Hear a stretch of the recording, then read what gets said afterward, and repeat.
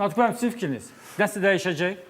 Əslində mən belə anlayıram ki, nə qədər qanunudur, qanunu deyil, nə qədər beynəlxalq hüquqa uyğundur, uyğun deyil, amma İsrailin və Amerikanın atdığı adımlar odur ki, danışa biləcək adama qədər bu sıranı genişləndirmək. Yəni kimlə danışa biləcəksə, ona qədər bu addımları atmaq. Danışa biləcək yox, daha çox konstruktiv dialoqa cəlb oluna biləcək. Anlaşa biləcək. Bəli, tamamilə doğrudur. İslahatçılar qanadına daha çox. Yəni anlaşa biləcək kim olursa. Anlaşa biləcək, amma həmin o adam da elə bir reputasiya Bəli, o İranın daxilini toparlaya bilsin. Tamamilə doğrudur. İranın daxilini toparlaya bilsin. Yəni bu nöqteyi nəzərdən görünən odur ki, əgər bu xəbər doğrudursa, hansısa anlaşma cəhdləri, danışma cəhdləri olub və bu uğursuzluqla nəticələnib və nəticə etibarilə də bunun aradan götürülməsi məsələsi gündəmə gəlib ki, bundan sonraki ilə bəlkə də danışmaq və anlaşmaq mümkün olsun. Amma orada da doğrudan da ciddi bir problem yarana bilir ki, İranın daxilində elə bir şəxs olmalıdır ki, liderlik funksiyasını öz üzərinə götürən anlaşmaları İran cəmiyyətinə təqdim eləyə bilsin və onu anlada bilsin və onu qəbul elətdirə bilsin. Və burada artıq ciddi problemlər yaşanacaq. Mənə elə gəlir ki, bu müharibənin də elə ən düyün nöqtələrindən biri koalisiyada iştirak edən ölkələrin, yəni Amerika Birləşmiş Ştatları ilə İsrailin son hədəfləri bir-birindən kəskin şəkildə məncə fərqlənir. Yəni ritorik danışıqlara, bəyanatlara baxmayaraq sistemlə bağlı, rejimlə bağlı, amma məqsəd fərqlidir. Mən belə başa düşürəm. İsrail bunu özünün var olma məsələsi kimi sayır, amma Amerika daha uzaqdan baxır məsələyə, yəni daha kənar, birbaşa təsirləri çox azdır, bir tək hərbi infrastrukturunu nəzərə almasaq. Ona görə də orada, belə deyək də, hansısa bir formada, təbii ki, fərqlər həddindən artıq çoxdur, amma hansısa bir formada bir Venezuela formulu axtarışındadır. Yəni bunlar fərqli olduğuna görə, məsələlər fərqli olduğuna görə, baxışlar fərqli olduğuna görə görürük ki, nəticə və nəticədən çıxan, belə deyək, xaotik bir görüntü var açığı bugün bölgədə. O xaotik duruma da fərqli baxışlar var. Məsələn, İsrail tərəfdə bir panika hiss olunmur. Onların mediasında da, publik çıxışlarında da bir panika yoxdur ən azından. Yəni, sanki hər şey plan üzrə gedir, nə planlaşdırmışdıqsa onu edirik. Amma Qərb mətbuatına, Amerika mətbuatına, Avropa mətbuatına baxırsan, sanki bir xaotik durum var. Sanki Trump bilmir nə edir, tamamilə nəzarətdən çıxmış bir durum var, məqsədlər bilinmir, məramlar bilinmir, az qalada İran qalib gəlir. Yəni, bax, bu fərq ondan qaynaqlanır məncə və mənə elə gəlir ki, bu uzlaşmanın da tapmaq çox çətin olacaq. Çünki doğrudan da məqsədlər fərqlidir. Yəni, İsrailin haqlı-haqsız olduğunu bir kənara qoysaq, onun məqsədləri tamam fərqlidir, Amerikanın məqsədləri tamam fərqlidir. Bax, icazənizlə onu biraz genişləndirək də məsələni.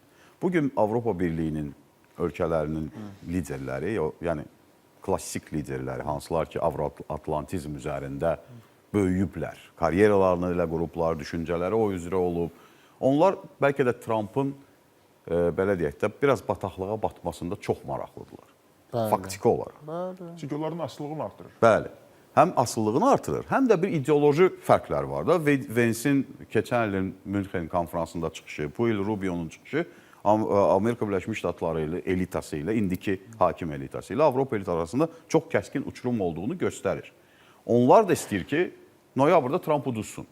Konqresdə də uduzsun, ora seçkilərdə uduzsun. İstəyirlər bunu. Dilə gətirilməsələr də, bəzən dilə də gətirirlər yeri gəlmişkən. Amma bu addımın, belə deyək də, həm də bu tərəfini, yəni daxili siyasətə və Amerika-Avropa qarşıdurmasına aid elementləri də var. Bu bir. İkincisi, Hürmüz boğazından Amerika Birləşmiş Ştatları neft alırmı, qaz alırmı? Yox. Hansısa bir formada Amerikanın ticarətinə təsir edirmi? Yox. Dolayısıyla yolla Çin üzərinə qəti təsir eləmir. Ümumi dünya iqtisadiyyatına çox təsir eləyir. Mən birbaşa neft alıram, yəni müqaviləm var, neft alıram, qaz alıram. Ondan qabaq Madurona başa düşdüm. Amma demək istəyirəm ki, Hürmüz boğazından neft-qaz alan ölkələr, əsasən neft-qaz alan ölkələr Avropa ölkələridir. Avropa və Asiya. Yəni Avropanın müraciəti Avropa ölkələrinə olub da Amerikanın, Trump'ı. Yəni faktiki olaraq deyir ki, sizə lazımdırsa, gəlin yolu açaq, sizin neftinizi, qazınızı buradan alın da. Mənə bu lazım deyil. İsrailə də lazım deyil, yeri gəlmişkən. İsrail də neftini, qazını başqa cür təmin edir də. Yəni Hürmüz boğazından və həmin o bölgədən asılı deyil. Yəni faktiki olaraq Avropa Birliyi ölkələrinə lazımdırsa bu, Trump'ın da dediyi budur və burada mən Murad bəyin dediyi ilə razıyam. Bu həm də bir göstərgədir ki, bax mən NATO'nu tənqid edirdim uzun müddətdir. Mən sizi 80 ildir qoruyurdum. 50 trilyon pul xərcləmişəm 80 ildə sizin təhlükəsizlik çətirinizə. Bax, mənə indi lazımdır, Amerikaya lazımdır. Görürsünüz ki, mən bunları haqlı tənqid edirdim. Çünki bunlar əlini daşın altına qoya bilmirlər. Mənim yanımda qala bilmirlər. Yox, qoymaq istəmirlər. Yaxşı, o başqa məsələ. Qoymaq istəmirlər. Həm də ona görə qoymaq istəmirlər ki, çünki o onu Amerikanın da ciddi zəiflə, bu situasiyada zəifləməsi məsələsi onların da bəlkə də xoşuna gələr. Bu bir. Trump administrasiyasının, bəli, yəni Trump administrasiyasının Amerikasının, belə deyək. O qədər xoşlarına gələr. Hətta. Amma başqa bir məsələ də var da. Bax, müharibənin gecikdiyi və uzandığı məsələsi çox ciddi müzakirə olunan məsələlərdəndir. Burada hörmətli həmkarlarım da bir neçə dəfə bu ifadəni işlətdilər. Müharibə başlanan gündən bir neçə dəfə Amerika tərəfindən açıqlama olub ki, 4-5 həftə davam eləyəcək. Yəni 4-5 həftə davam eləyəcək. Bu o demək deyildi ki, Rusiya tərəfdən açıqlamalar ki, 3 günə biz Ukraynanı zəbt eləyəcəyik. Elə bir açıqlamalar olmayıb heç vaxt. Yəni 17-ci, 18-ci gündür. Yəni, bu da o 3 gün kimi bir şeydir. Yox, elə deyil. 4 həftə, 5 həftə öncədən elan olunmuş bir belə deadline var idi da, düzdürmü? İndi hələ 18-ci gündədir. Bilmək olmaz bundan sonra hansı dövrə qədər bilir. Mən sizinlə razıyam. Uzana da bilər, həftələr də çəkə bilər, amma bitə də bilər də. Bu ehtimal da var. Yəni bu ehtimal da. Üzr istəyirəm, Natiq müəllim, necə bitəcək? Heç Amerika deyəcək, mən qalib gəldim, çıxıb gedirəm. Sonra Necə? Neyniyəm? İran neyniyəcək? Deyəcək, getmə, mən səni bombalayıram. Neyniyəcək? Mən qalib gəldim nə deməkdir? Yəni başa düşdüm müharibə sizdə. siyasəti... Amma Trump üçün onun əhəmiyyəti yoxdur ki, siz onu necə qəbul edirsiniz. Yox. Trump deyəcək ki, mən qalib gəldim, hərbi infrastrukturunu dağıtdım, ordusu yoxdur, başsız qaldılar, 150 nəfər donanmanı məhv elədim, 150 nəfər lider kadrasını məhv elədim. Onlar 1000 il özlərinə gələ bilməzlər. Nə var ki, Trumpdır da? Deyəcək bunu, özünü qalib elan eləyəcək və müharibədən İranda deyəcəklər də. İran da eyni şey deyəcək. İran da deyəcək ki, biz qalib gəldik, rejim qaldı ayaq üstə. Biz heç bir güzəştə getmədik. Biz ayaqdayıq. Gördünüz ki, biz bunların başından da oyun açdıq. Eyni hər iki tərəfin qalibiyyət ssenarisi mövcuddur masada. Burada heç bir təzad da yoxdur. Amma Amerika çıxsa getsə, desə ki, mən bitirdim işimi, gedirəm. Neyniyəcək? İran deyəcək, yox getmə, gəl biraz da savaşaq, biraz da mən raket atım. Olmur axı elə, düzdürmü? İsrail də Amerika çəkilsə, müharibədən çəkilmək məcburiyyəti yaranacaq da, tək başına bu işi dartıb apara bilməz. Bu nöqteyi nəzərdən müharibə gecikir, uzanır, Amerika bataqlığa batdı. Bu biraz, belə deyək də, daha çox Avropa mediasının Trumpdan xoşu gəlməyən, belə deyək, Avropa mediasının çox yaydığı, CNN-in çox yaydığı bir tezisdir. Amma faktiki olaraq 4-5 həftəlik elan olunmuş bir əməliyyatdır. 18-ci günündəyik. Ardasa hələ də bir yarısı... 2 həftə var. Hələ yarısını keçmişik, belə deyək. Yarısı qabaqdadır. Bilmək olmaz, doğrudan da tez bitə bilər. Və burada ən maraqlı deadline, mənim üçün də maraqlı məsələ Çin səfəri idi. Və Çin səfərinin ertələnməsi məncə İrana mesajdır. Çinlə onsuz da Amerika, bilirsiniz də, İsveçrədə danışırlar. Çox yüksək səviyyədə danışıqlar gedir. Günü bugün də danışıqlar gedir.